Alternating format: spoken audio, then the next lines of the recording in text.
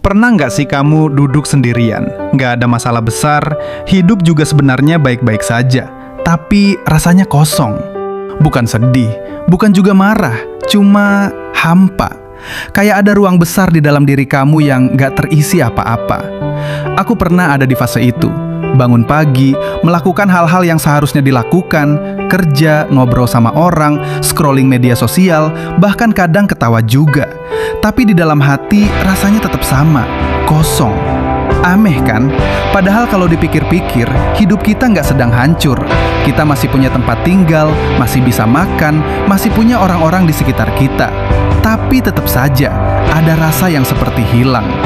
Dulu aku kira rasa kosong itu datang karena kita kurang hiburan. Makanya kita coba isi dengan banyak hal. Scroll TikTok, nonton YouTube berjam-jam, main game sampai malam. Cari distraksi supaya pikiran gak diam. Tapi semakin kita mencoba mengisinya, anehnya, rasa kosong itu malah makin terasa. Kenapa bisa begitu? Karena sebenarnya rasa kosong itu jarang sekali datang dari luar. Biasanya dia datang dari dalam diri kita sendiri.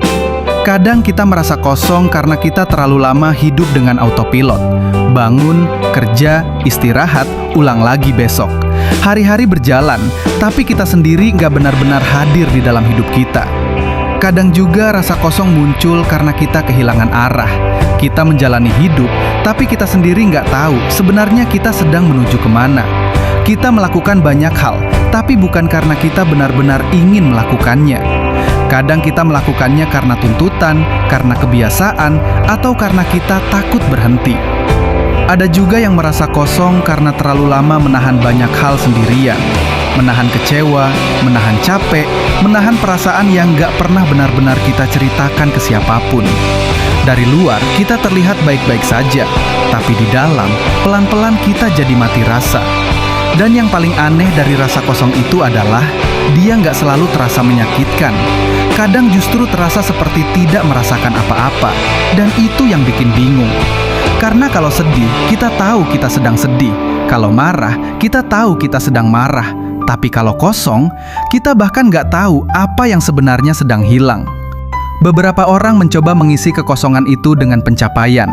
Kerja lebih keras, mencari uang lebih banyak, mengejar status, mengejar pengakuan. Dan kadang itu berhasil, tapi hanya sementara. Karena kalau sumber kekosongan itu ada di dalam diri kita, maka tidak ada pencapaian luar yang benar-benar bisa mengisinya. Aku akhirnya sadar satu hal.